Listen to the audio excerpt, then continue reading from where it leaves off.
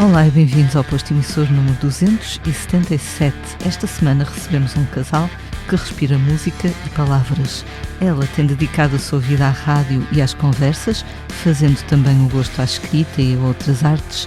Ele é um dos nomes históricos da música portuguesa, tendo integrado grupos como os Pop 5 Music Incorporated, Quarteto 1111 e Gemini.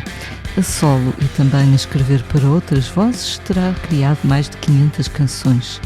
Agora, Inês Menezes e Tosé Brito lançam Ao Fim do Dia memórias e confissões de um casal, livro em que reúnem as cartas que foram escrevendo um ao outro durante 9 meses. Bem-vindos ao posto emissor, Inês e Tosé. Olá, Lia. Viva. Obrigada. Como é que se sentem hoje? Muito bem dispostos. O dia está bonito, então me ajuda. A Vodafone apresenta a Kizomba da Smart TV. Se queres ficar no sofá a chilar, não tenhas vergonha, pede. Só tens de apostar para ganhar Uma Samsung LED. Os prémios já cá cantam no grande sorteio Clube Viva. Aposta 10 pontos na app My Vodafone e habilita-te a uma Smart TV de 55 polegadas. Together we can. Vodafone. Concurso publicitário número 11/DMEI/DEPEP/DGEPP/2026. Autorizado pela Câmara Municipal de Lisboa até dia 31/7/2026. Primeira edição até dia 22/6/2026. Regulamento em vodafone.pt. Vamos então falar do livro que vocês acabam de publicar, Ao Fim do Dia, memórias e confissões de um casal. Eu começo com uma dúvida muito prosaica. Estas cartas, enfim, com aspas, digamos assim, que vocês foram escrevendo um ao outro, foram escritas à mão, no computador? Primeiro de tudo, não foram propriamente cartas, não é? Ou seja, se quisermos vê-las dessa forma mais romantizada, são cartas, mas foi uma espécie de troca de correspondência, mas adaptada aos tempos modernos, ou seja, no computador. Isto quebra logo o romantismo, mas eu acho que o mais importante de tudo é o facto de termos escrito praticamente todos os dias, ao fim do dia, não é? Eu entregando a minha parte ao Tosé ao fim do dia, o Tosé depois escrevendo mais à noite, mas durante alguns meses foi um ritual que nós que respeitámos. Foi um prazer enorme. Isso implica, percebo que tenha sido um prazer, mas implica também alguma disciplina, não? Muita disciplina, porque a ideia era não falhar mesmo. Nós tínhamos esse compromisso um com o outro e cumprimos, atuando um dia ou outro, em que saímos de Lisboa e nós estávamos cá. Ao fim do dia a Inês entregava-me um texto. Eu vou-lhe chamar um texto porque não é bem não eram cartas, mas podiam ser, mas não era. E depois eu lia, jantava e a seguir ao jantar escrevia e respondia-lhe. E foi isto que fizemos durante meses e acho que o mais importante para mim foi o prazer que isto me deu. Sabes que eu só escrevi canções a vida toda, não é? E este é outro registro, completamente diferente. E eu tinha muita vontade de experimentar, de tentar. E acho que correu bem. Acho que foi muito também um teste do Tosé em relação a mim, porque eu sou bastante mais indisciplinada que ele. E preguiçosa no que toca à escrita e, portanto, eu gosto de escrever, mas escrevo uma crónica semanal para outra publicação e então este desafio também foi um bocadinho o Tosé aqui a testar-me, deixa ver se ela vai mesmo escrever, se ela não falha, e eu não falhei. É que eu sou bastante disciplinado em relação à escrita e quando marco horas para escrever, são horas para escrever e faço às vezes sai, outras vezes não sai, isto é em termos de música. E pronto, e tinha esta curiosidade de tentar perceber se a Inês ia corresponder, e correspondeu muito acima daquilo que eu esperava. Não falhou nunca, foi incrível. És como o Nick Cave, que diz que veste o fato e vai para o estúdio ver o que é que sai daquele dia, não é? Mas é isso mesmo, quer dizer, se tu te programares para durante X horas por dia escreveres, às vezes não sai nada. Na realidade, há dias não sai absolutamente nada. Estou com a viola na mão, estou a olhar para o papel, tenho frases que vou anotando em qualquer lado, e depois olho para as frases e tento escrever uma letra, começar pela letra, às vezes começar pela música, não sai. Outras vezes sai, tu nem sabes bem como, e a coisa sai assim de repente e numa hora tens uma canção feita. Enfim, o segredo é estar lá sempre, é vestir o fato, como tu disseste, disse o Nick Deixar Cave, que a inspiração nos apanhe. e deixar que a inspiração chegue. Quando ela chega, a gente tem que estar lá no sítio, porque senão não funciona. Os temas que vocês abordam são bastante variados, tanto temos recordações das vossas infâncias ou juventude, como temos, por exemplo, algumas reflexões sobre fé, Deus. Nunca vos faltou o tema de conversa? Não, eu acho que este... Eu acho que podíamos ter escrito mais 2 ou 3 Poderia livros. ser uma coleção não dos 5, mas dos 2, em que... É uma conversa interminável, na verdade, não é? É um bocadinho a extensão daquilo que nós temos em casa. Repara, se formos ao passado, então mais interminável se torna, não é? Quando falamos do presente, o presente todos os dias nos dá motivo para escrever também. Mas quando olhamos para trás, eu estou a olhar para 70 anos de memórias. São muitos. Eu menos, mas também... E já não estou a contar os 4 em que era pequenino. Eu não me posso queixar, Lia, de não ter vivido, não é? Eu acho que vivi intensamente a minha adolescência e a idade adulta. E, portanto, costumo dizer que tive uma vida com muito rock and roll, no duplo sentido de música, mas também de viver intensamente os meus dias. Portanto, é muito fácil agarrar em muitas histórias que vivi e transcrevê-las. E quando se fala neste livro e aquela pergunta mais óbvia para quem não leu o livro com tanta atenção e nos dizem vocês não tiveram problemas em partilhar, em escancarar a vossa intimidade. Não há nada escancarado aqui da nossa intimidade, há sobre as nossas vivências, a nossa vida. Antes de chegarmos à vida um do outro, a nossa vida já tinha sido muito intensa, portanto nós transcrevemos parte destas aventuras. Uma coisa que eu acho curiosa, tu disseste que viveste uma vida e continuas a viver uma vida intensa, suponho, mas uma coisa que eu acho curiosa é que no livro tu dizes que demoraste algum tempo a encontrar as tuas pessoas, digamos assim. Verdade. Que eras até uma criança um pouco solitária. Nós só temos consciência disso muito mais tarde, não é? De repente, numas primeiras crónicas que escrevi, fui-me dando conta de que fiz amigos muito tarde. Quando tu dizes a minha amiga da infância ou o meu melhor amigo da infância, eu realmente não tive.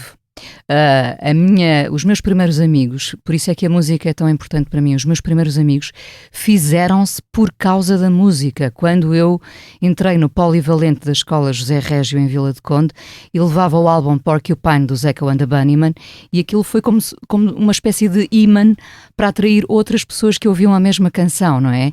E a partir daí sim eu comecei a trocar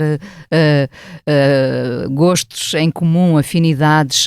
Até aí eu acho que não tive grandes amigos. Fui sempre a filha da minha mãe, a irmã do meu irmão. O meu irmão foi fundamental para me trazer muita música, muita cultura, mas de facto eu vejo-me sozinha na infância. Só na adolescência é que fiz os meus bons amigos, alguns dos quais mantenho. Curiosamente, Tosé, tu também dizes que tens muitos conhecidos, muitas pessoas de quem gostas, amigos menos, naturalmente, e que quase todos eles sou seletivo em relação aos amigos, sou muito seletivo em relação aos amigos. Eu não terei sido uma criança solitária como a Inês, até porque tinha 2 irmãos, e depois vinha ter uma irmã mais tarde, somos 4, e tinha muitos amigos de escola primária, depois de liceu, etc. Realmente também foi a música que os grandes amigos que eu tenho hoje vêm da música, quase todos eles, aqueles que eu chamo aqueles amigos com que eu posso contar sempre, de alguma forma estão ligados à música.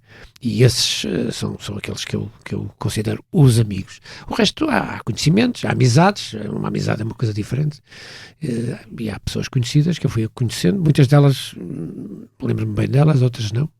Passaram e às vezes vêm ter comigo muitas vezes, acontece-me imensas vezes, a Inês já presenciou isto muitas vezes, pessoas que dizem, não te lembras de mim, e eu fico a olhar para elas, é muito complicado, pessoas que eu vi há 50 ou 60 anos, que hoje estão completamente diferentes. Eu disse, não, desculpa, não me estou a lembrar de ti, andamos juntos no liceu, ou andamos na tropa, estivemos na tropa juntos, e disse, pronto, ok, tudo bem, mas longe de saber quem são, e portanto é complicado, porque cruzamos com tanta gente que é muito complicado. Os amigos contam-se pelos dedos de uma mão, como eu digo no livro, porque os da outra mão já partiram.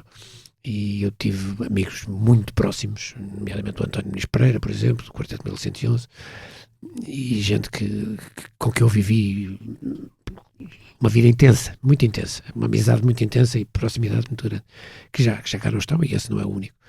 E, portanto, olha, vou vivendo com os amigos que tenho e vou vivendo com a família. E agora também tens mais amigos que são os meus agora amigos. Tenho realmente, a vida muda e é curioso, porque entretanto fiz novos amigos através da Inês, gente que eu não conhecia de todo, e com quem agora me dou lindamente, porque vou lá jantar a casa, porque vamos jantar fora, porque enfim.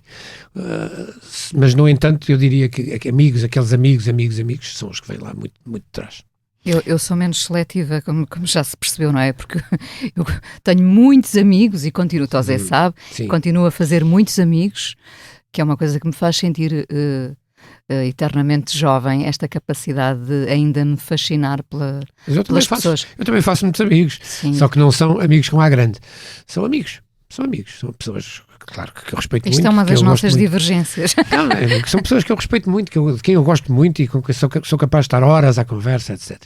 Mas outra coisa são aqueles amigos por quem nós fazemos tudo, largamos tudo e damos tudo se for preciso. E esses são 3 ou 4. Como escreves no livro, as pessoas por quem dávamos a vida quase, não é? Não sei se daria a vida por amigos, depende das circunstâncias, não é? Depende das circunstâncias, como é evidente, mas já 2 ou 3 por quem eu lutaria até à morte. Um capítulo também muito interessante do livro é aquele em que falas do tempo em que viveste em Londres, exilado. Foi duríssimo, isso foi bastante duro, porque eu tinha 21 anos quando fui para Londres. E, obviamente para evitar o serviço militar, como tantos da minha geração, fomos muitos a fazer isso, e a princípio a coisa correu bem. Eu cheguei a Londres e senti-me livre como um passarinho, quer dizer, aqui estava na iminência de ser mobilizado e de ir para o ultramar, etc. E, portanto, de repente eu estava numa situação fantástica. E Londres era uma cidade apaixonante. Estamos a falar de Londres em 72, uma época fantástica de Londres. Havia duas coisas que me foram, aos poucos, foram minando a confiança e a boa disposição, que foi o tempo, a chuva constante, o frio constante, a neve no inverno, a escuridão. Eu chegava às 9 horas da manhã ao sítio onde estava a trabalhar como tradutor e saía às 5, às 9 era noite e saía às 5 para ir para a universidade e era noite também. Não chegava a ver luz do dia praticamente nunca. E isso é deprimente completamente. E depois outra coisa que foi altamente deprimente na altura, hoje já não, hoje há mais fuga, era a alimentação, era a culinária, que era uma coisa dramática, eu sofri imenso. E essas duas coisas foram aos poucos tirando o entusiasmo. E cheguei a uma altura que pagava para me vir embora se pudesse, mas não podia. Além de trabalhares como tradutor, também estavas a estudar Psicologia, não é? Estava na faculdade a estudar Psicologia, trabalhava das 9 às 5 como tradutor, parava para almoçar um pouquinho, e depois das 6 às 9 tinha aulas, e depois eu estava à meia-noite, e às 6 da manhã, até 6:30, estava a pé outra vez. Portanto, foi duro, foram um fim de semana que compensava um pouquinho isso, mas foram 2 anos, quando tens 21 anos, aguentas tudo e mais alguma coisa. Mas achei engraçado, lembrei-me que o Sérgio Godinho, que ainda é teu primo... O Sérgio estava, nessa altura estava no Canadá, primeiro esteve no Canadá e depois passou para a França. Mas lembrei-me que ele também chegou a estudar Psicologia. Há também, aqui uma ligação entre a Psicologia e a música. Sabes porquê? Eu explico-te, Lia. Porque não havia curso de Psicologia em Portugal. E então, quando eu pensei, eu tenho que estudar, eu não sei quando é que vou voltar para Portugal, isto pode demorar 2, 3 anos como demorou, ou pode demorar 10 ou 20, não sei, não fazia ideia, quando o regime ia cair, o Estado Novo, a gente sentia que ele ia cair, porque já estava meio podre, mas nunca se sabia quando, não é? E então, à procura de um curso, eu comecei a pensar no que é que podia fazer, e de repente pensei, Psicologia, o ISPA não existia ainda em Portugal nessa altura, e portanto eu disse, vou fazer um curso que de repente se um dia voltar a Portugal tem saída. Nunca foi preciso, porque cheguei cá, peguei na guitarra outra vez e pronto, foi música até hoje. Engraçado. Nesse capítulo, digamos assim, falas também de um momento dramático que viveste numa estação de metro, em que viste um bocadinho a morte à tua frente. Tive assim uma crise, mas uma coisa fortíssima, assim, um momento que eu não te consigo explicar. O desespero era tal que eu de repente sentia um impulso para me tirar a linha do metropolitano, que é uma coisa absurda. E tu recuas imediatamente, quer dizer, o instinto é fortíssimo, e encostei-me à parede cá atrás e fiquei ali não sei quanto tempo aterrorizado com aquilo que tinha sentido. Nunca me tinha passado uma coisa daquelas pela cabeça, percebes? Sabes aquela coisa, e se eu agora dar um salto em frente. Pronto, é um salto em frente e acabou.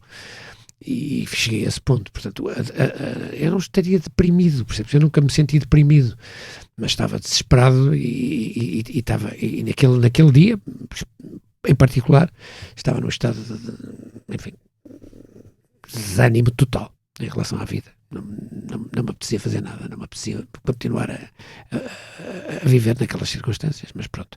Passou, felizmente, e pouco tempo depois, não foi muito tempo depois, foram meses depois, aconteceu o 25 de Abril. E tudo voltou ao normal.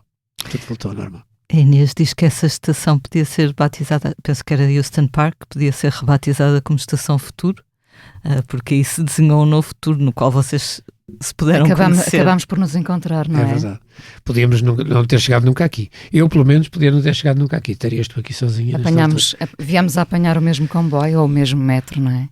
E há coisas curiosas, por exemplo, a música fez-me imensa falta, porque eu tenho que ser honesto, eu já disse isto mais que uma vez, noutras alturas não está no livro, mas podia estar também.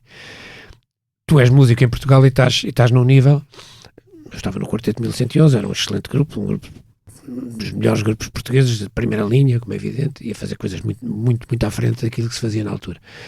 E eu era considerado um bom músico, um bom baixista nessa altura. E quando cheguei a Londres percebi que estava na 3ª divisão. Porque havia baixistas que, meu Deus, que faziam coisas que eu nunca tinha visto. Em Portugal ninguém fazia aquilo, percebes? E de repente eu percebi que, em termos de música, eu nunca teria futuro em Inglaterra. E isso também me deprimiu um pouco, percebes? Porque eu fui músico, comecei aos 15, fui para lá com 21, foi Pop 5, foi o quarteto. Tudo o que eu sabia e tudo o que eu queria fazer era música.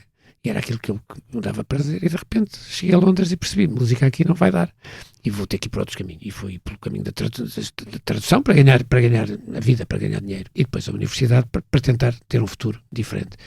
Mas isso também me deprimiu também, o facto de não ter saído na música em Inglaterra foi complicado. Mas traduzias de inglês para português? Ou... Eu traduzia de espanhol para inglês. Ok. Ou seja, quase sempre de espanhol, às vezes de português do Brasil. Eu trabalhava numa companhia de seguros, num broker, e havia imensos acidentes marítimos. É uma coisa que também é estranho, porque eu nunca tinha, era uma terminologia que eu não conhecia, desconhecia de todo. Eu traduzia coisas, relatórios de quando os navios encalhavam, quando os navios afundavam, quando havia perdas de carga, etc. Eles tinham que fazer relatórios, os responsáveis, e de repente eu estava a traduzir 200, 300 páginas de um relatório a explicar porque é que o navio tinha encalhado, ou tinha ido ao fundo, ou se tinha perdido a carga, etc. E aquilo não tinha qualquer interesse, como tu imaginas. Para mim era um sacrifício brutal, e ainda por cima de espanhol para inglês. O meu inglês era bom, o meu inglês já o dominava como segunda língua à vontade, mas tinha que ir muitas vezes à procura do que o espanhol ainda me confundia muito. Só que para eles era muito mais prático ter um estudante a quem pagavam muito menos a fazer as traduções do que pedir traduções oficiais que lhes custariam muito mais. E foi por isso que eu lá fui parar. Engraçado, há algum tempo tivemos aqui a Midus, dos Rock e Vários. E ela lá a viver? Sim. Ela diz que depois de lançarem 1 ou 2 discos, ela foi viver também para a Inglaterra, mas quando chegou lá nunca disse a ninguém que tinha tido um grupo aqui, não é? Simplesmente começou a candidatar-se a trabalhos como música de sessão. Pois, ela fez muito trabalho de sessão de estúdio, porque realmente o nível é outro, não vale a pena termos ilusões. É evidente que se eu lá tivesse ficado e me tivesse dedicado à música, aprenderia como toda a gente pode aprender, não é? Só que eu não tinha tempo para aprender, não tinha tempo, eu estava o dia todo a traduzir, e depois ia para a faculdade, e depois ia dormir 6 horas, chegava ao fim de semana estourado. No fim de semana ainda de vez em quando ainda pegava na viola e com uma amiga minha que era a Daphne, íamos cantar em pubs, música brasileira fundamentalmente, porque a música portuguesa para eles não significa nada, não havia sequer tradição de música portuguesa em Londres, como é evidente, e o fado para eles não é nada, nem eu saberia cantar fado, nem ela. Mas eu sempre fui louco por música brasileira, sempre gostei imenso, e tocar Tom Jobim, Chico Buarque, Caetano, na altura, no início, o Caetano estava em Londres nessa altura também, e conheci-o aqui, no estúdio do Quarteto 1111, aqui em Paços de Arcos, e depois encontrei-o de novo lá. E cantávamos música brasileira e as pessoas adoravam ouvir bossa nova, samba, etc. E era isso ao fim de semana que nos entretinha. E isso eu sabia fazer e eles não sabiam. Todas as harmonias e as inversões que os brasileiros fazem, os ingleses desconheciam por completo. Inês, no livro recordas a memória de teres visto o Tosé na televisão quando eras ainda novinha, um rapaz magrinho, cabelo preto. Muito bem vestido, com os fatos à Nick Cave, praticamente de veludo, com a vantagem de serem de veludo. Sim, nessa altura, com os anos que nos separam, não é? O Tosé já teria... Teria 26, 27, por aí.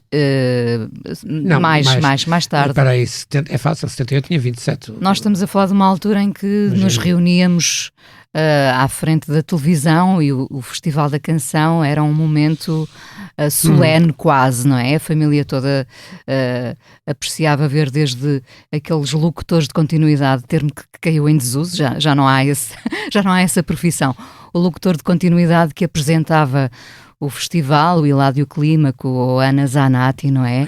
Toda uma elegância, uma postura irrepreensível, e depois nós ficávamos de facto à espera de ver... O festival tinha outra nobreza, tinha uma orquestra ao vivo ali a tocar, não era esta coisa do playback como é hoje. E eu lembro-me perfeitamente de ver o Tosé e de perceber que ele destoava no bom sentido, não é? Pela forma como se vestia, pelo cabelo longo, e eu sempre apreciei imenso a presença tímida do Tosé em palco, sem espalhafato, longe de imaginar que um dia, só muito mais tarde, nos viríamos a conhecer, mas sim, essa memória é muito formativa quase de estarmos à frente da televisão, e nessa altura tudo o que se passava na televisão era de facto muito importante, porque nós não tínhamos outros canais, não só de televisão, mas outros canais de informação, não é? Como temos hoje em dia e que nos leva à total dispersão. Nós hoje em dia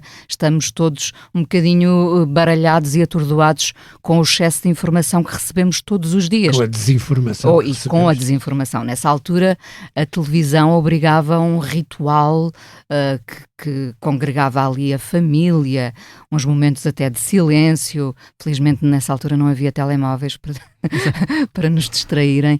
E, portanto, para mim eram momentos muito importantes também porque ligávamos bastante à música em casa.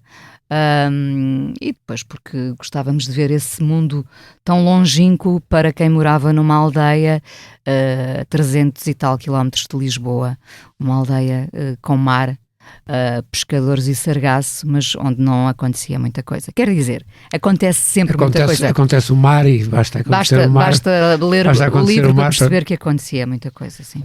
É muito bom. E a rádio já era importante para ti nessa altura? A rádio também era muito importante porque se ouvia sempre, os meus pais ouviam muito a Antena 1, onde curiosamente estou hoje em dia, não é? Com o meu irmão ouvia provavelmente a Comercial, as manhãs da Comercial, ao fim de semana, mas a rádio sempre foi aquela companhia durante o dia e muito à noite. O meu pai tinha esse hábito. Ficávamos os dois a ouvir rádio à noite, isso também era um momento muito particular. Daí a imaginar que estaria na rádio anos depois, com 16 anos, quando entrei, parecia-me uma coisa muito distante, mas acabou por acontecer e, portanto, a rádio foi também casa para mim, é ainda casa. Os teus pais ficaram surpreendidos quando seguiste esse caminho? Eu acho que todos ficámos surpreendidos, até eu própria, não é? Porque no dia em que o meu irmão me disse, aos 16 anos, eu costumo dizer que nós não sabemos bem a voz que temos, não é? Quando o meu irmão me disse, eu acho que tens uma boa voz e devias vir experimentar fazer rádio. Eu disse que sim, normalmente tenho dito que sim aos desafios que me colocam e, portanto, esse foi um desafio perante o qual não hesitei e lá fui eu copiar noticiários da Antena 1, agora já posso dizer, já prescreveu, o crime já prescreveu. Eu gravava os noticiários da Antena 1, depois passava-os à mão, Nessa altura ainda não estava sequer na máquina de escrever, e depois entrava no estúdio e lia com toda a propriedade ao microfone da rádio de Vila de Conde, ainda no tempo das rádios piratas, lia o noticiário que tinha acabado de copiar. Mas havia um trabalho, não é? Ainda passavas à mão. Claro, e havia a minha voz, e vamos pensar que havia qualquer coisa de identitário. Eras já um posto avançado. Era um posto avançado. O Walter Ugumem costuma contar, porque eu nem sequer tenho memória. Eu acho que quando entrava no estúdio da rádio, ficava aterrorizada, não é? E o Walter Ugumem, que fazia parte da equipa da rádio nessa altura, ele dizia, tu entravas no estúdio, nós ficávamos todos muito silenciosos a pensar o que é que ela vai dizer. Eu não tenho sequer memória disso, mas fico contente que tivesse causado algum impacto nessa altura. Quando é que começaste a sentir menos terror e mais casa? Eu acho, olha, curiosamente, na aventura mais pontiaguda, mais difícil, com mais obstáculos, talvez tenha sido a Rádio Nova Era, em Gaia, porque nessa altura eu estava a fazer teatro, no Ballet Teatro, na Escola Ballet Teatro, e fui convidada para fazer madrugadas de fim de semana na Rádio Nova Era, e portanto isto implicava apanhar o comboio em Mindelo até ao Porto, depois apanhar autocarros até chegar a Gaia, e eu fazia madrugadas que destoavam por completo com o ritmo mais frenético da Nova Era, mais virada para a música de dança, mais ruidosa, e eu fazia madrugada que eu acho que era meia-noite, ou era meia-noite 6 ou era 1:07, não vou pensar que era meia-noite 7, mas pode ser também. Eram muitas horas para uma miúda que tinha 18 anos e que se sentava ali ao microfone quando outros da sua idade, isto não é vitimização, foi muito importante para mim, mas outros da sua idade estariam a divertir-se com certeza, e eu aproveitava as madrugadas de fim de semana para ir fazer a rádio que eu queria e passar a música que eu gostava, e nessa altura passava muito, imagina, Anita Baker, Michael McDonald, coisas mais suaves, muita soul, Marvin Gaye, e de facto comecei a criar ali uma comunidade de ouvintes. Na altura o José Alberto Carvalho, eu falo disso no livro, o José Alberto Carvalho e mais algumas pessoas da recente, na altura recente, Rádio Nova, começaram a ouvir-me de madrugada, e eu comecei a sentir-me em casa, porque percebi que afinal não estava sozinha. Eu acho que quando nós começamos a fazer rádio, e sobretudo à noite, de madrugada, nós pensamos, sou só eu e o microfone. E aos poucos fui descobrindo que não estava sozinha a fazer rádio, que tinha ouvintes, e aquelas pessoas foram muito importantes para mim. Aqueles ouvintes em particular que já eram da rádio, estimularam-me muito a continuar, e depois, mais tarde, pouco tempo depois, o José Alberto Carvalho convidou-me para fazer parte da equipa que fundou a TSF no Porto. A TSF já existia em Lisboa, mas portanto eu acho que em casa verdadeiramente foi curiosamente na Rádio Nova Era, em Gaia. E tinhas esse espaço para descobrir a tua voz noutra acessão. Lia, não é? porque eu também pensava, ninguém me está a ouvir, eu posso dizer e ser o que eu quiser. Na verdade, eu estava a ser escutada, e foi muito importante. Tu mencionas bastante os transportes públicos, um tema que me é muito caro também. Porque nós, é toda uma escola, não é? É toda uma escola. Os meus pais nunca tiveram carro, eu nunca tirei carta, podia ter sido por resposta, não é? Num comportamento mais reativo, podia ter aos 18 anos logo tirado a carta, não tirei a carta. O Tosé também não tem carta, e portanto os transportes públicos foram um posto de observação muito importante para mim. Enquanto miúda solitária, eu já tomava muitas notas mentais do que via, ouvia. Vivi muitas aventuras, como tu saberás também, nos transportes públicos. Foram muitos anos de autocarro, comboio, antes de chegar aos táxis e hoje a outras plataformas. Mas sim, eu acho que ficar numa estação, ver tudo o que se passa, e depois no próprio comboio ou no autocarro, forma-nos de certa maneira. Mesmo as plataformas às vezes proporcionam aos motoristas boas conversas e descobertas, digo eu. Sem dúvida, sem dúvida. Há pouco falavas do fato de veludo do Tosé, da sua presença elegante e tímida. Quando bastantes anos mais tarde realmente o conheceste, conseguiste conciliar as imagens, foi uma surpresa. Nós fazemos muitas vezes das figuras públicas uma certa ideia, não é? Nós, na verdade, conhecemos, isso é uma ironia e uma coincidência ao mesmo tempo, porque nós No Festival da Canção. acabámos por nos conhecer, nós nunca nos tínhamos visto. Nós fazíamos parte do júri, éramos os dois jurados num belíssimo painel em 2017, quando o Salvador Sobral ganhou o Festival da Canção, e portanto nós também nos vimos vestidos a rigor, não é? E o impacto foi praticamente o mesmo. Estava ali a lenda que eu Salve seja. que eu acompanhara muitas décadas antes e, portanto, confirmou a sua elegância, é verdade. Esse ano foi assim meio místico, não é? Só o facto de nós nos referirmos a ele como o ano do Salvador. O ano do Messias, não é? Aconteceram coisas curiosas nesse ano. Mas, voltando àquilo que estava a dizer, nós aliás estamos a contar metade do livro aqui. Não metade, são capítulos. Não, mas... estamos a falar de coisas que também abordamos no livro. Esta história dos transportes, por exemplo, ali há bocado falou daquele surto psicótico que eu tive, que foi mais ou menos isso que aconteceu em Londres, no Metropolitano.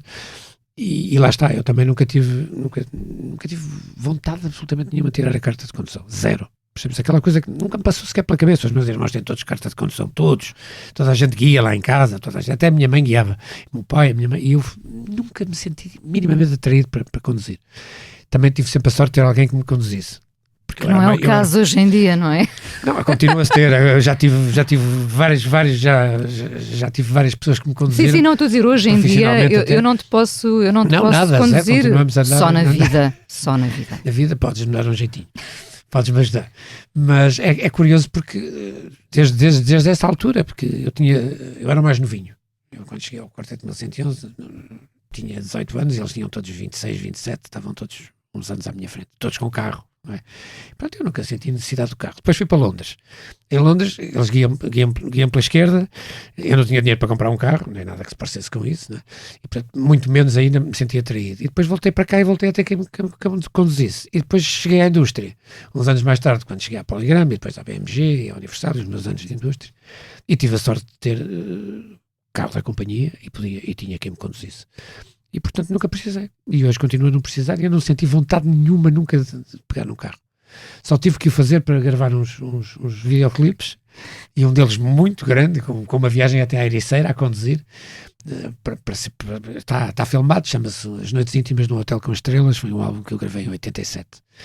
E tem um filme, fez-se um filme, porque aquilo foi música que eu escrevi a pensar num filme que depois não aconteceu. E aconteceu um outro, que é no fundo a história do álbum. E eu tive que conduzir um carro que era um carro com uma potência muito acima daquilo que eu deveria ter conduzido. Pronto, eu sei minimamente conduzir, como é evidente, quer dizer, nunca conduzi, nunca tirei carta, mas experimentei muitas vezes com o carro da minha mãe, especialmente o do meu pai. Ele não me deixava, porque o carro também era um Triumph, era complicado. Mas a minha mãe era um Mini, era um carro ótimo para isso. E experimentei ter uma primeira, uma segunda, uma terceira, ir por ali devagarinho e tal. E andava ali em Cascais, de um lado para o outro. Mas nunca tirar carta, percebes? Conduzir, aquilo nunca me atraiu. Nunca, nada, zero. E tive também esta sorte. Pronto, até hoje nunca precisei disso. As pessoas ficam sempre muito surpreendidas quando nós dizemos que não guiamos. Uma vez... Mas já agora vou-te dar uma novidade. Eu faço às vezes contas e poupo bastante dinheiro por não ter carro. Acredito. Uma vez disseram-me, isso é quase, eu disse que não dinheiro. tinha carta e disseram-me, isso é quase como teres uma incapacidade. Uma deficiência. Eu acho que Okay. para mim é o contrário, percebes? Quando as pessoas ficavam fascinadas a olhar para mim quando eu dizia que não tinha. Ainda hoje, de vez em quando, ficam a dizer, mas tu não conduzes. Como é que tu vives? Como é que tu sobrevives? Não é? É fácil, é tão fácil e poupa-se dinheiro. Poupa-se dinheiro, acredita que sim. Ele sabe, eu acho que ele sabe. Estou bastante por dentro deste tema. Mas tu falavas desse ano especial de 2017, do Festival da Canção em que nos conhecemos e começou logo com muita graça quando, enfim, fui chamada, no meu caso, fui chamada para jurada desse ano e chego à recepção da RTP e quem está a entrar ao mesmo tempo que eu, Gabriela Schaff, com quem eu sonhava, que eu tinha ouvido na infância os discos, ouvia fervorosamente com o meu irmão, e eu não estava a acreditar que era a Gabriela Chafe que estava ali na recepção da RTP. Portanto, logo ali foi um filme bonito de se viver. Depois, o painel integrava o Tosé, adora o João Carlos Calisto, enfim, o Nuno Marco. Imensa gente, o Júlio Isidro. E o Júlio Isidro, como sempre. E, portanto, foram discussões muito interessantes. Claro que nós, pareceu-nos pacífico a escolha, quando nós ouvimos a voz do Salvador, arrepiámos-nos todos. Lembro perfeitamente, eu fiquei ao lado. O Tosé estava numa ponta, eu estava noutra ponta, entre a Inês Lopes Gonçalves e o Nuno Marco, e nós, quando ouvimos o Salvador Sobral, arrepiámos-nos de imediato. E, portanto, foi muito fácil dizer, está encontrado o vencedor, não é? Mas faltava saber o que a outra ponta... Faltava a votação do público, não é? E faltava a outra ponta também perceber o que é que a outra ponta pensava. Mas depois foi de facto uma edição muito especial, porque de facto o Salvador...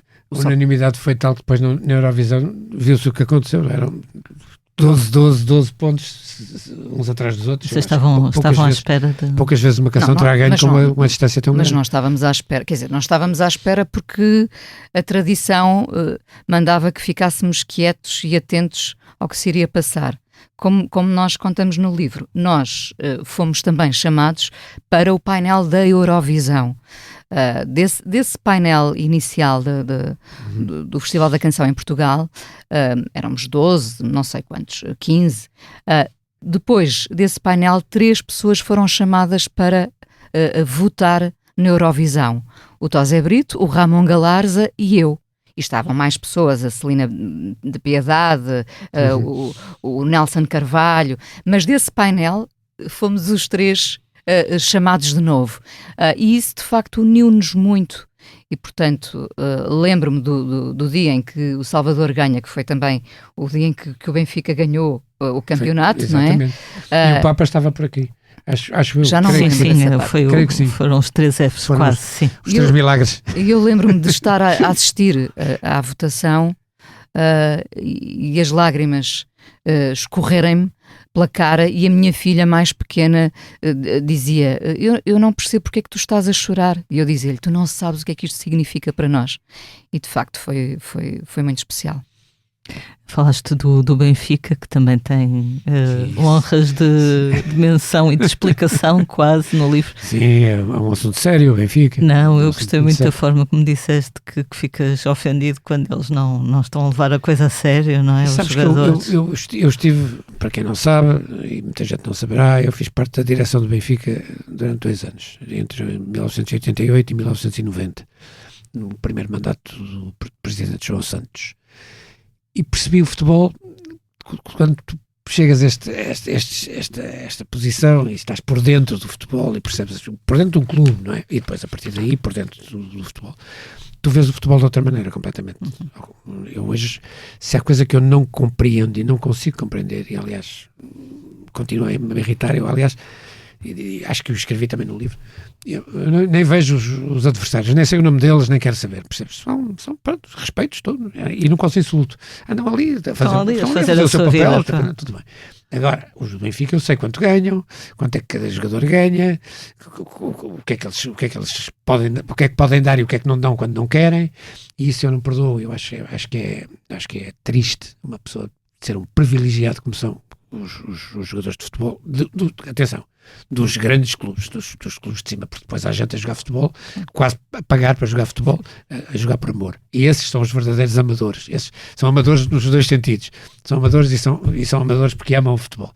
Quando chegas aos clubes como o Benfica, eles ganham absurdos. O que eles ganham é um absurdo em relação àquilo que é um ordenado médio de qualquer português, de 99% dos portugueses.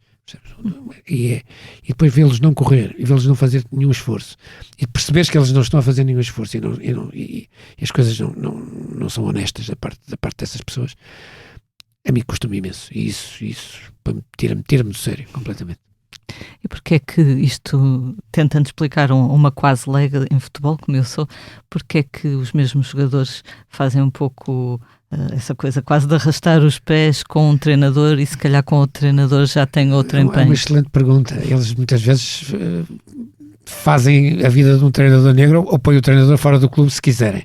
E há muitos casos, não vamos entrar por aí, mas há muitos casos, não só em Portugal, mas em toda a parte, em que um balneário corre com um treinador se quiser, se não se esforçar. E muitas vezes há grupos, dentro do balneário há vários grupos, percebes? Poucas vezes há um grupo unido. Estamos a falar, não são dos 11 jogadores que entram em campo, estamos a falar de um plantel de 25, 26 jogadores em geral. Alguns mais, mas por aí. E há grupos dentro desse plantel. E depois essas divisões também não ajudam absolutamente nada ao ambiente ser bom. E muitas vezes eles, nos jogos grandes, porque depois hoje em dia há muito essa tendência que é, há jogadores que quando estão a jogar jogos que são chamados jogos grandes, aqueles jogos que sabem que estão a ser vistos por toda a gente, não só neste país, mas muitas vezes pela Europa fora, pelo mundo fora, os jogos das competições europeias, etc. Aí eles dão o litro, como a gente costuma dizer. Esforçam-se porque estão à procura de uma transferência, estão à procura de subirem, de passarem para um clube, para outro patamar, muitos deles, não estou a dizer todos, mas com muitos deles passa-se isso. Aliás, temos jogadores neste momento que só porque tiveram um ano bom no Benfica já estão a pensar, já não querem renovar contrato, porque querem ir embora, querem ir para a Inglaterra, onde ganham 4, 5 vezes mais. Também ninguém os pode condenar por isso. Mas enquanto jogam cá, pelo menos que deem tudo o que têm para dar. E só dão nesses jogos. Dão nos jogos grandes e depois naqueles jogos em que não estão minimamente motivados porque olham à volta, em vez de verem um estádio com 50 mil pessoas, veem um estádio com 3 ou 4 mil, de repente já não correm, já não jogam e já não lhes apetece correr. E isso é imperdoável. É imperdoável porque eu tenho um princípio. Eu fiz aí uma comparação entre o futebol e a música e para mim é igual. Entrar na Altice Arena, onde já cantei, não é? Sei lá, festivais em Vilar de Mouros, em 71, quando fomos ao primeiro festival de Vilar de Mouros, estavam 20 mil pessoas à nossa frente. Pela primeira vez em Portugal fez-se um festival e estavam 20 mil pessoas à nossa frente. Mas estarem 20 mil ou estarem 200, para mim é igual. Eu toco da mesma maneira, canto da mesma maneira, aplico-me da mesma maneira, não brinco em serviço. E podem estar 2 pessoas à minha frente. Nunca estive com 2, mas acho que já estive com 6 ou 7. Já me aconteceu ver sítios onde estavam literalmente 6 ou 7 pessoas à frente. E para mim foi absolutamente igual. Pegar na viola, cantar para 6 pessoas ou 7 é igual para 600 ou para 6 mil. E a atitude tem que ser esta. E quando eu faço a comparação com o futebol não vejo nada disso.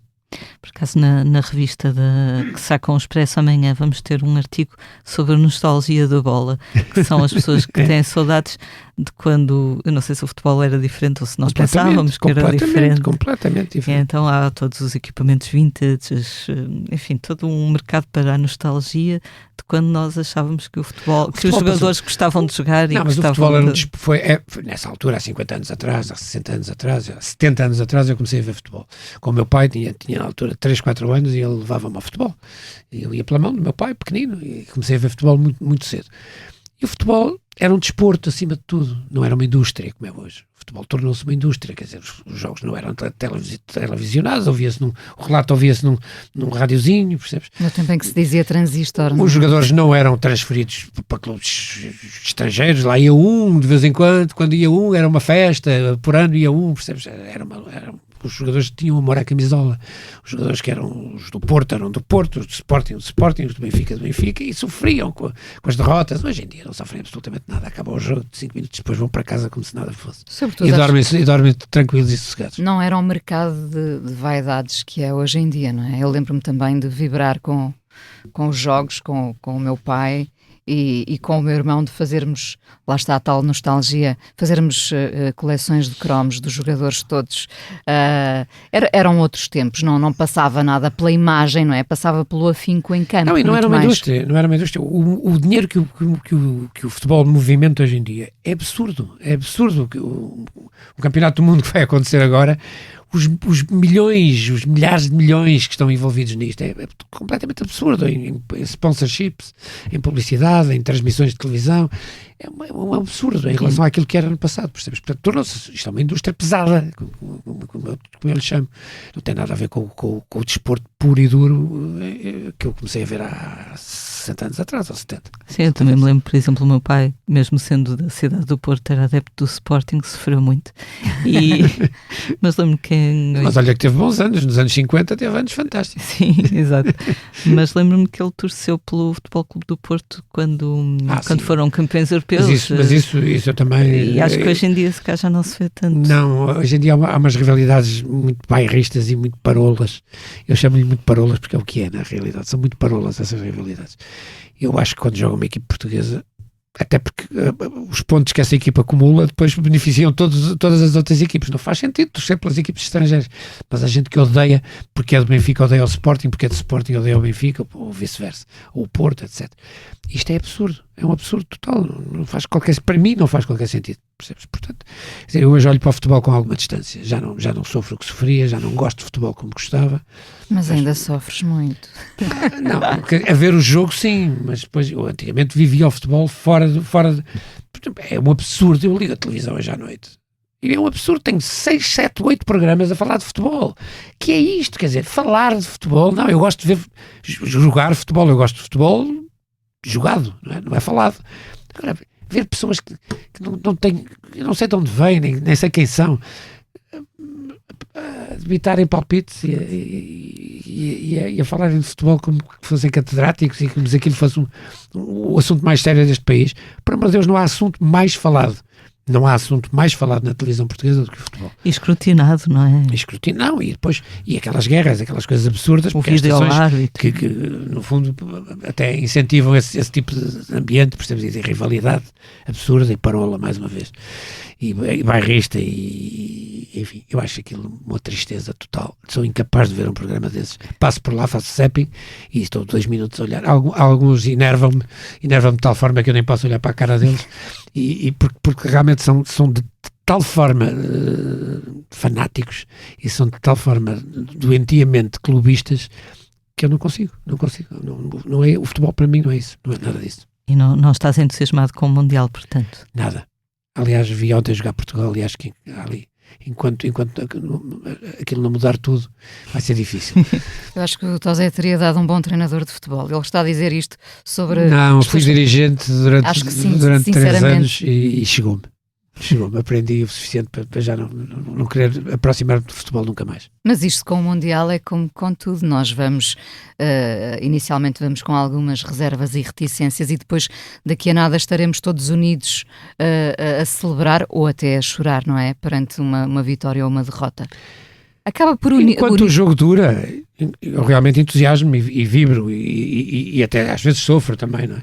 Mas o que já não sinto é aquela paixão pelo futebol. Acaba o jogo e passado 10 minutos eu estou a fazer outra coisa qualquer e já nem me lembro do que aconteceu. Estou a vibrar mais com os Knicks, com o basquetebol neste momento em Nova Iorque. Sou fã dos Knicks e estou à espera que os Knicks ganhem há 50 anos e parece que vai ser este ano. Vamos ver, melhor não falar antes do tempo, mas estou a vibrar mais com o basquetebol nesta altura do que com o Mundial e com a seleção portuguesa. Imagina ao ponto a que eu cheguei. Nova Iorque é uma das cidades que vos unem, não é? É a minha cidade. Há muitas menções. Se escolher uma no mundo, era Nova Iorque. Quantas vezes foste? 22. Eu só fui 2. Eu sei porque as contei. Mas sim, foi a última grande viagem que fizemos? Foi a Las Vegas e paramos em Nova Iorque à ida e à vinda, claro, porque é imprescindível parar em Nova Iorque. Las Vegas foi um delírio, a Inês conta. Quando o José Cid recebeu o Grammy Latino, nós fomos com ele nessa viagem e relatamos algumas aventuras de Las Vegas. É um sítio a que não apetece voltar, ao contrário de Nova Iorque, mas gostávamos de voltar a Nova Iorque noutra altura. Noutra altura sem Trumps e sem dúvida. Enquanto ele lá estiver, eu não vou lá. E já não vou lá desde a última vez que fomos, foi em 2019. E recuso-me a ir porque Nova Iorque, eu tenho uma paixão por Nova Iorque enorme. Repara, eu fui 22 vezes a Nova Iorque e terei ido 15 em trabalho. Tínhamos convenções, tanto na BMG como na Universal, enquanto nos meus anos de indústria. Eu tinha 2 vezes por ano que tinha convenções que em geral eram em Nova Iorque, outras vezes em Miami, em Los Angeles, conheço os Estados Unidos bem, mas fundamentalmente em Nova Iorque. Portanto, fui muitas vezes em trabalho e terei ido umas 6 ou 7 em férias, para gozar Nova Iorque de outra maneira. O que é que mais gostas? As pessoas, a energia? não, da energia da cidade. As pessoas são diferentes. Os nova-iorquinos são diferentes. A Califórnia não me interessa absolutamente nada. Eu estive em Los Angeles. Aliás, falo nisso no livro também. Estive em Los Angeles e achei aquilo um disparate total. Miami, é uma América muito falsa, é uma coisa muito de filme, sabes? Parece que realmente estás lá e parece que estás num filme. Nova Iorque tem uma vida, o que não existe, eu costumo dizer, o que não existe em Nova Iorque não existe em lado nenhum, percebes? Claro que não é bem verdade. Faz a Tóquio, onde eu também já estive. Tóquio é uma cidade que tem coisas que mais nenhuma, só há no Japão, como é evidente. Mas Nova Iorque é aquela cidade onde eu chego e sinto-me em casa. Passeio, ando a pé, corro Nova Iorque, vou do Central Park até ao Ground Zero, agora chama-se Ground Zero, onde as Twin Towers sempre estiveram. Até ao desastre, que eu também falo aqui no livro, e marcou-me imenso, porque eu estava na Toscânia, estava com o Herman, porque fui ver um espetáculo do Sting. O Sting convidou-nos, eu era na altura diretor-geral, não vou dizer presidente, que é uma palavra ridícula, porque CEO, era aquilo que nós éramos chamados, e estava na Universal, e ele convidou-nos para ir à Toscânia assistir à gravação de um álbum ao vivo, que existe, o álbum e o DVD, o All This Time. E para convidar uma pessoa, eu convidei o Herman, porque uma pessoa dos mídia que depois pudesse entrevistar o Sting, e o Herman na altura tinha um programa onde isso podia acontecer. E fomos os dois, nesse 11 de setembro, para Florença, no dia chegamos lá, no hotel, desfizemos as malas e tal, eu fui ter com o Herman, às 3 da tarde, que foi a hora que aconteceu. Em Itália, aqui foi que às 2 da tarde, e de repente tínhamos a televisão ligada e começamos a assistir àquilo que todo mundo assistiu. Já tinha a primeira torre, tinha sido atacada, e estava o ataque a acontecer na segunda torre, o avião a entrar pela segunda torre. E nós ficamos completamente, como tu imaginas, estarrecidos, sem palavras. Foi um choque para o mundo todo, como foi para nós. E depois é melhor lerem o livro. A história está lá toda. Eu não vou contar a história, porque nunca mais acaba. A história está lá toda e é uma história incrível. Foi o dia em que a música mais me emocionou na minha vida. Nunca senti uma emoção tão forte a ouvir música como naquele dia, a assistir à gravação ao vivo desse álbum e a ver o espetáculo inteiro do Sting. Esses teus anos de indústria, foi-te fácil conciliar essa pele com aquilo que tu foste sempre, que é um músico? Foi relativamente fácil. Repara, eu comecei por ser AR, diretor de artistas e repertório, portanto tinha a meu cargo a contratação de novos artistas, descobrir talento, descobrir malta nova, assinar malta nova, grupos novos, etc. Ir com eles para o estúdio, escolher o repertório, escolher as canções, escolher os produtores, fazer os orçamentos e tal, toda a parte de gravação do catálogo nacional, primeiro da Polygram, e depois continuei a fazer isso já como CEO, mas continuei na BMG e na Universal a fazer a mesma coisa. Foi sempre o que eu gostei de fazer. E, portanto, a minha experiência como músico ajudou-me muito a compreender os músicos e compreender as pessoas com quem eu estava a trabalhar. No fundo eram pares, eram os meus pares, percebes?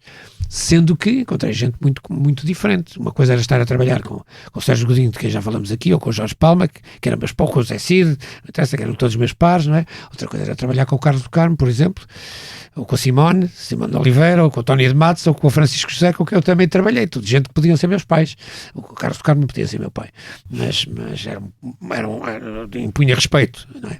Como a Simone podia ser minha mãe, quase, não direi que podia, mas quase. Os outros podiam realmente ser meus pais.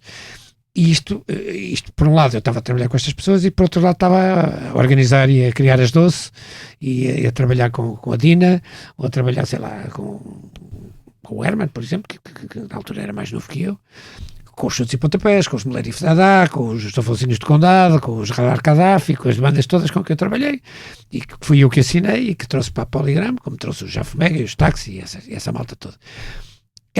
Com os mais novos era muito fácil, porque falávamos a mesma linguagem. Eu era um pouquinho mais velho, mas depois com os outros era preciso algum respeito. Era preciso saber estar. Mas isso eu sempre soube. Eu sempre soube estar. Sempre tiveste esses soft skills, não é? Como se diz agora. Aprende-se também. Inês, li numa entrevista uma menção tua ao tempo em que as vozes da rádio eram isso mesmo, vozes. Hoje em dia já não é tanto assim. Temos as câmaras nos estúdios, as redes sociais. Esta faceta veio tirar poder à rádio, ou pelo contrário veio torná-la mais forte? Uma coisa e outra, claro que eu realmente tenho saudades do tempo em que na rádio o que prevalecia era a voz, não é? Hoje em dia tudo o que nós fazemos num estúdio, quase tudo é filmado. Os locutores, radialistas, como quiser chamar-lhes, passaram a ter um rosto. De certa forma, há aqui um lado positivo, porque muitos saíram de um certo anonimato, não é? Por outro lado, eu acho que se acabou com algum mistério que a rádio tinha. Eu tenho saudades desse tempo, desse mistério, mas obviamente faz parte das leis da sobrevivência adaptar-nos aos tempos atuais. Portanto, eu também passei a ter um rosto associado à minha voz. Acho que isso ao mesmo tempo acabou por fortificar a rádio, porque há uns bons anos falava-se no fim da rádio, com o fortalecimento da televisão, e a verdade é que a rádio terá perdido algum território durante ali uns anos, mas como se vê, aliás, pelos podcasts, não é? Uma extensão da rádio, a rádio está fortíssima e as pessoas continuam muito ligadas à rádio, porque a rádio vai connosco para onde quisermos. E, portanto, sim, eu tenho saudades de um certo anonimato, mas por outro lado percebo que a rádio, para sobreviver, precisou de se adaptar a estes tempos em que há uma imagem para tudo. Eu tento ainda assim, claro que as pessoas sabem quem eu sou, estou nas redes sociais, etc., mas na rádio, sobretudo no meu espaço de conversa, eu falo com ela, um programa que eu faço há 20 anos, tento que aquela conversa não é filmada, tem apenas uma pergunta que sai como teaser dessa conversa, mas eu tento que essa conversa continue a ser uma coisa entre duas pessoas em que se preserva ali aquele momento. É um momento quase, é uma cápsula de tempo estimada e preservada, e que eu gostava que continuasse assim, sem imagem.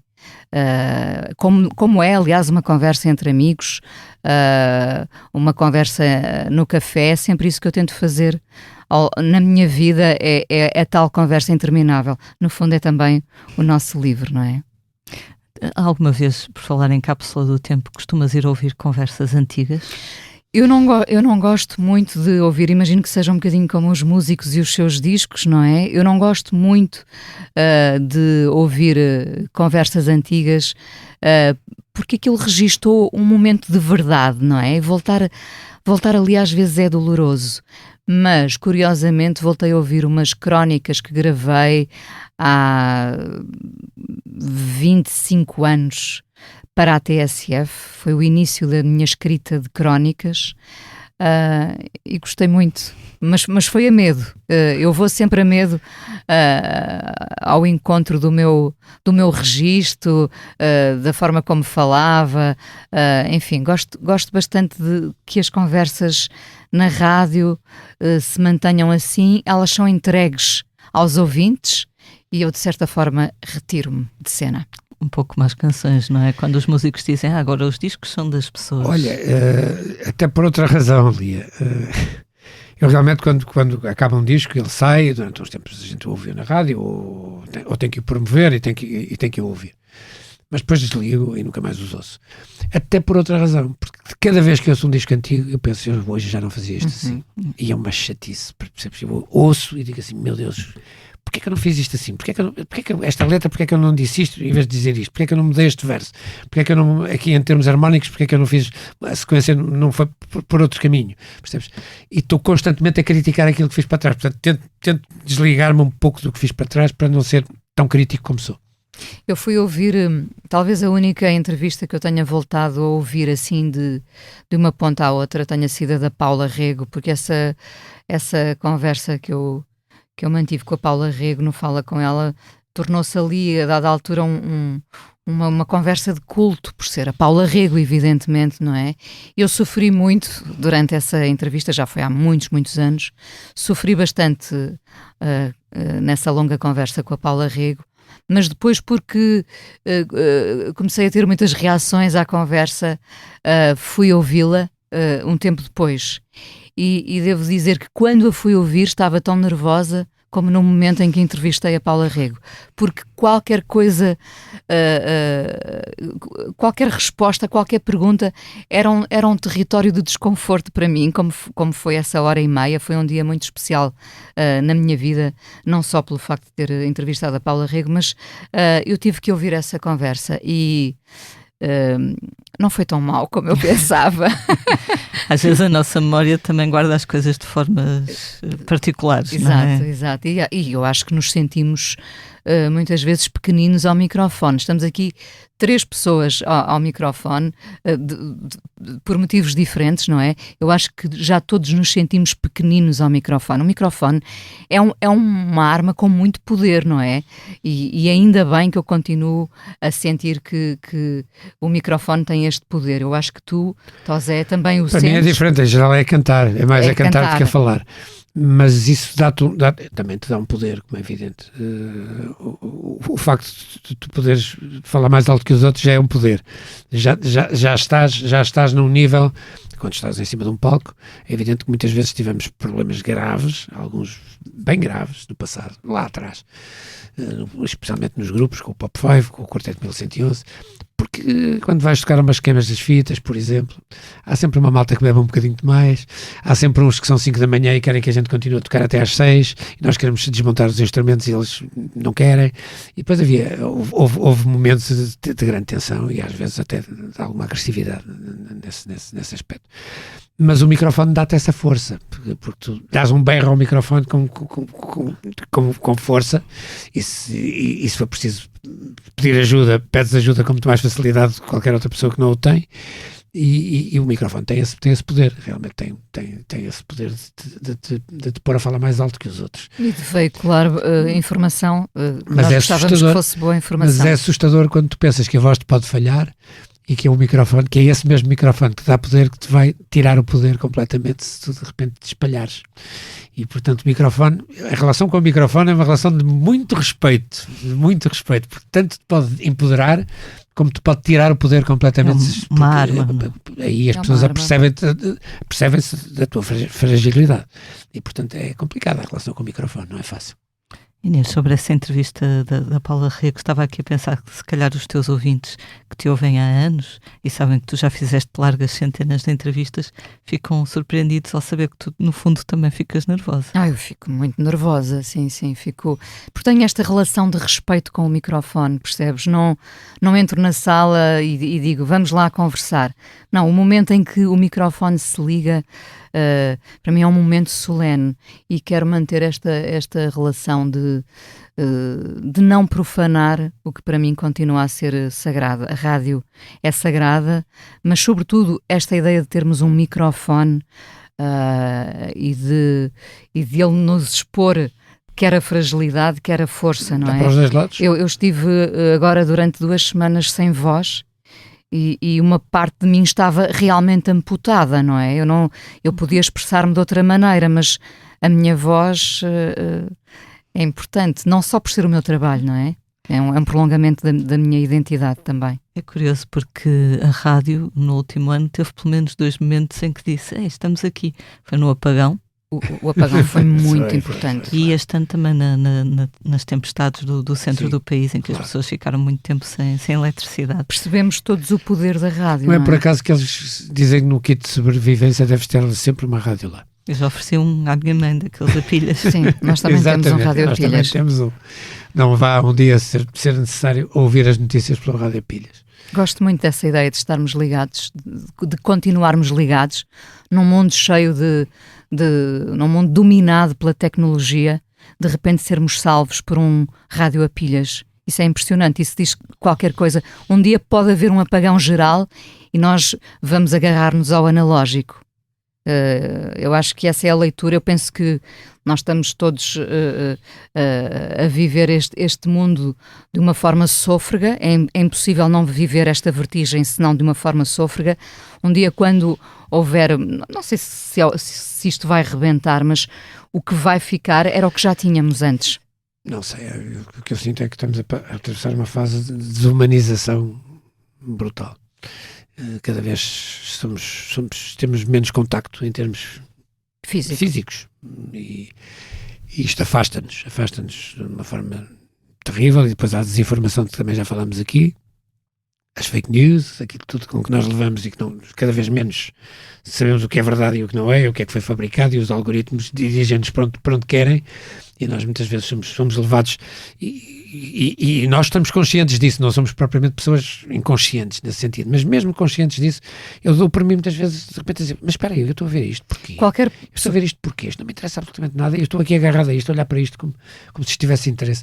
Portanto, estamos a atravessar uma fase complicadíssima, não é? A inteligência artificial vai ainda complicar tudo isto muito mais, e é uma coisa que nos preocupa muito a todos que estamos na música, e eu na Sociedade Portuguesa de Autores onde trabalho todos os dias, e os autores portugueses todos têm que estar muito atentos a isso. Não há legislação, não há regulamentos absolutamente nenhum, não há regulação, e portanto isto continua a ser, quando se olha para o futuro, a luz ao fundo do túnel, não sei se está lá, percebes? Está lá uma luz muito ténue, mas eu não sei bem para onde é que vamos nesta altura. Agarremos, eu continuo a agarrar-me a isso, porque acho que o lado humano é realmente a única coisa que neste momento me interessa. Estar perto de pessoas, falar com elas, vê-las, poder dar-lhes a mão e ouvir a voz delas ao vivo, ao natural, e não através de um telemóvel, que é uma coisa que já me começa a perturbar. Qualquer dia volto aos velhos Nokias. Houve uma certa tempestade perfeita, não é? Com a pandemia, que levou até aos mais jovens a um grande isolamento, e a não desenvolverem se calhar algumas capacidades de comunicação, e agora tendo substituído esse contacto da voz e da cara pelos likes e pelo... Eu acho que nós ainda nem temos consciência da forma como a pandemia nos fragilizou, não é? E nos retirou essas skills, essa vontade de estar com o outro. Nós fomos impossibilitados de estar com o outro, mas depois tornou-se um hábito, e nós somos obviamente seres de hábitos, e portanto eu acho que as consequências da pandemia ainda cá estão. Não, e ainda vamos perceber melhor daqui a uns anos. O mundo mudou. Mas fragilizou-nos muito a todos. No livro dizes algo como, estou a citar de cor, não vai ser uma citação muito rigorosa, mas que tens pena dos pais que nunca conseguiram dizer aos filhos Exato. O que realmente sentiam por eles, mesmo que sentissem, se calhar não tinham as ferramentas para o manifestar. Essa rolha emocional, digamos assim, está a ser um bocado tirada por esta nova geração de pais. Eu acho que sim, repara, eu sou de facto filha de pais que não tiveram essa capacidade, eu hesitei entre dizer essa habilidade, não, essa capacidade, porque também foram ensinados dessa forma. Eu, enquanto mãe, sou mãe de uma adolescente de 18 anos, eu acho que a estou sempre a nutrir com muito amor, e nunca me parece demasiado o mimo, as palavras boas. Acho que poderá haver algum exagero, você está a rir porque me vê todos os dias no papel de mãe, não é? Poderá haver algum exagero, mas esse exagero vem compensar a falha. E claro que os meus pais, se calhar os teus, deram incondicionalmente o seu amor, mas não sabiam como expressá-lo, não é? Eu, que sempre fui muito das palavras, passei a sobrecarregar a minha filha com esse amor e com essas palavras. Não faltam. Não há um dia em que não lhe diga o quanto gosto dela. Até porque é daqueles que não são amados que devemos ter mais medo, não é? Eu digo isso. Sim, eu tenho muito medo das pessoas que não são amadas. E este desamado, como eu lhe chamo no livro, não nos atira para a relação conjugal. O amor conhece de muitas formas, não é? Como já percebeste e como perceberão os que leem o livro, o amor da amizade para mim é muito forte. Eu tenho muito medo dos desamados porque eles não encontram... olha, não veem a flor no deserto, não olham para o deserto e encontram a flor, não é? dirão apenas que vem aridez. E eu gosto de me centrar na flor. E, portanto, para veres a flor, eu acho que é preciso alimentar-te diariamente de coisas boas, de amor. Esse amor que nasce da amizade, de um conhecimento que fizeste e que se prolongou para além disso. Sou muito otimista. O Tosé sorri porque eu sou muito otimista nisto dos contactos, não é? Eu acho que nós precisamos de amar, sem banalizar o verbo amar o que está à nossa volta. Aliás, está aqui o homem que me ensinou a amar a vida para receber em troca. Muito bem, vamos agora falar do tema da semana. No Porto decorre até domingo mais uma edição do Primavera Sound, é a 13ª. Este ano os cabeças de cartaz são, esta sexta-feira, os Gorillaz Damon Albarn, que trazem um belo disco, lançado este álbum, The Mountain.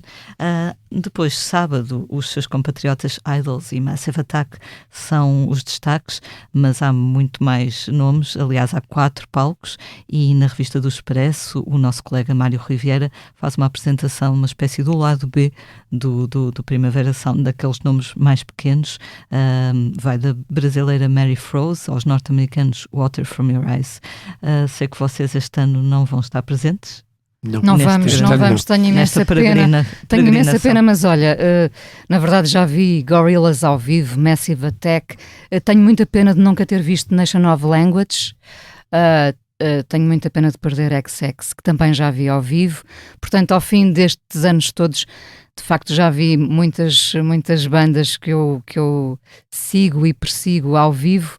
Este ano, até por razões profissionais, vamos faltar ao festival. Eu creio que vamos faltar aos festivais todos. Eu não tenho... Talvez o Calorama ainda tenhamos hipóteses. Isto é uma questão de datas, percebes? Uma questão de conciliar férias com promoção deste livro, com atividades. Ainda há pouco tempo estive em palco no Fnac Live e há outros projetos, há outras coisas. Enfim, para o ano serão 60 anos de música, desde que eu escrevi a primeira canção no Pop 5, que está no primeiro EPzinho que nós gravamos em 67. E, portanto, fará 60 anos para o ano e eu tenho, e já comecei a fazê-lo, me centrar um pouco na escrita de um álbum que vou gravar aqui, em princípio será o último que gravarei. Não vejo por que razão gravarei outro, não faz qualquer sentido para além de marcar esta data. E conciliar os 70 anos de carreira, depois dos 60 aos 70. Não, meu Deus, nessa altura só se for instrumental. A voz já não chega lá de certeza, creio eu, vamos ver. Mas de qualquer forma, conciliar esta agenda, percebes, estas datas é muito complicado.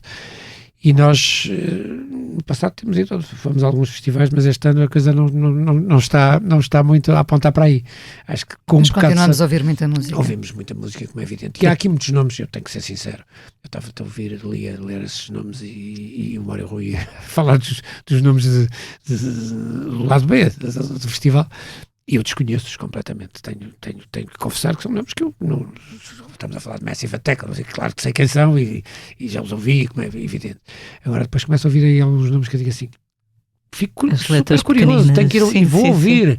Quando falam de alguma coisa que me dizem, pá, tens que ouvir isto, claro que vou ouvir e tenho todo o interesse em ouvir.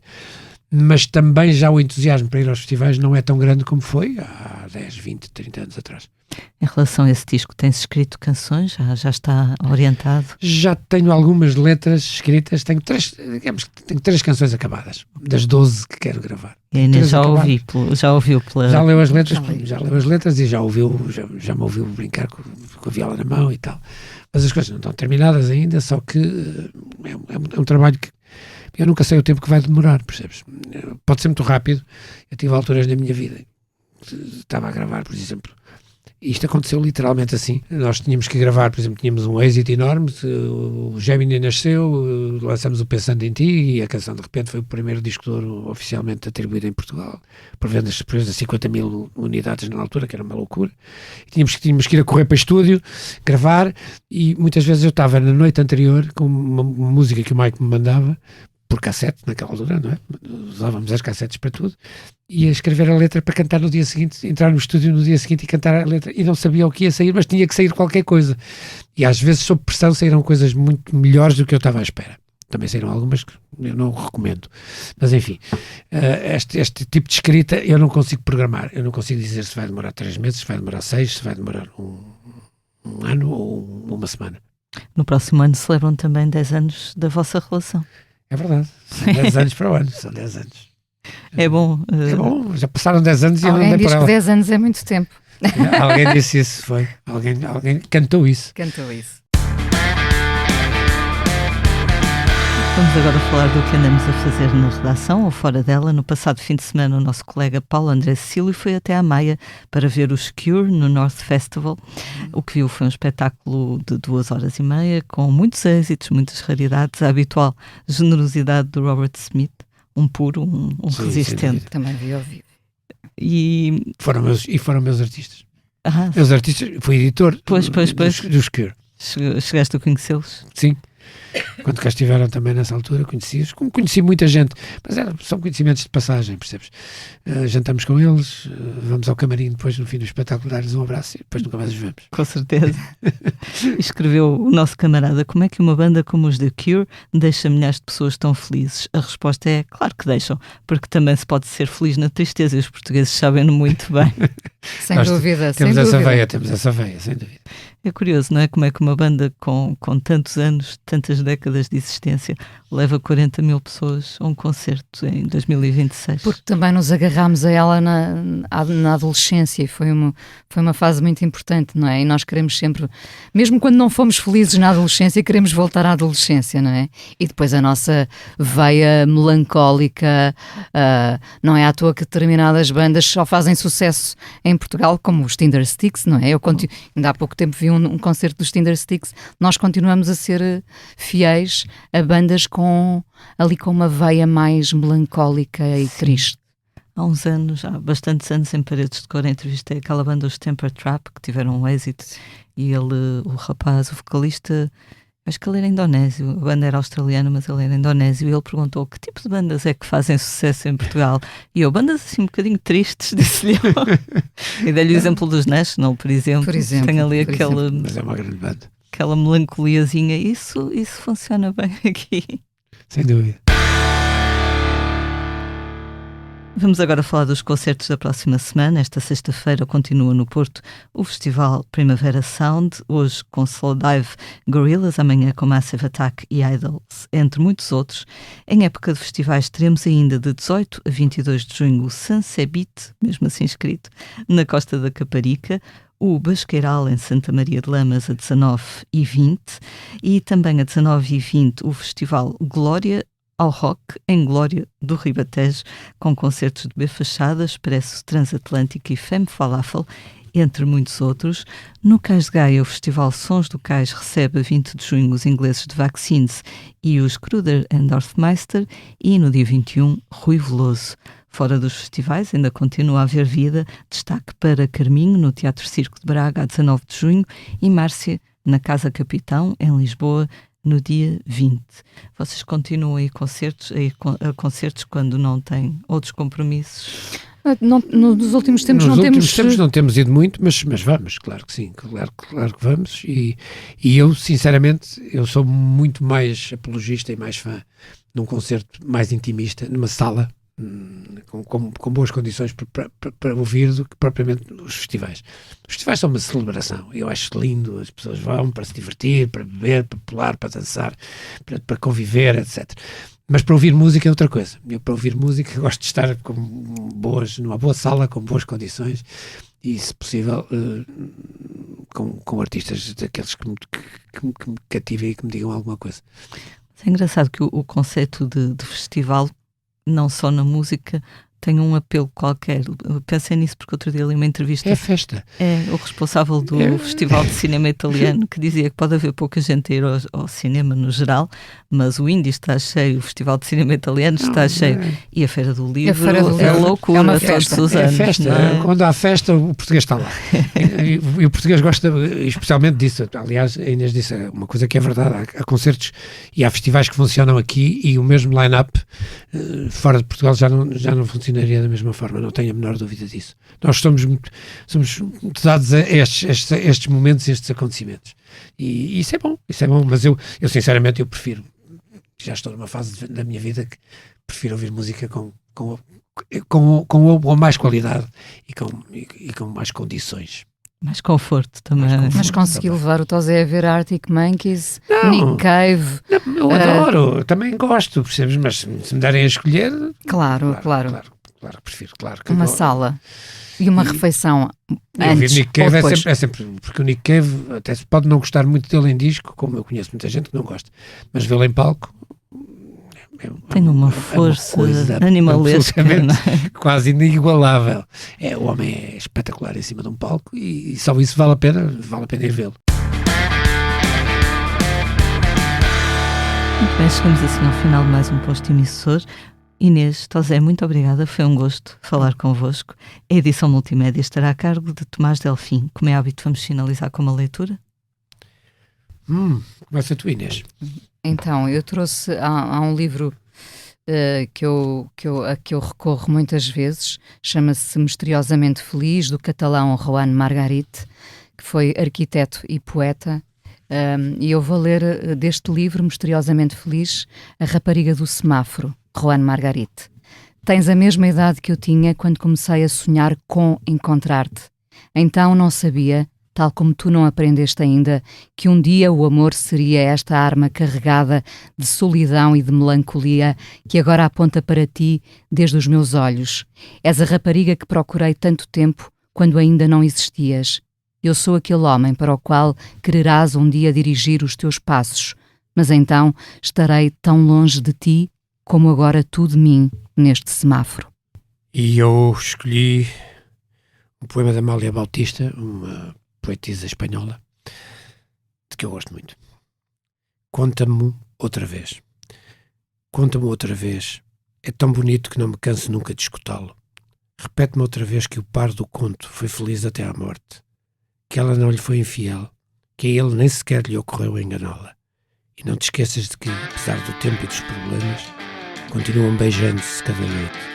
Conta-me mil vezes, por favor. É a história mais bela que conheço.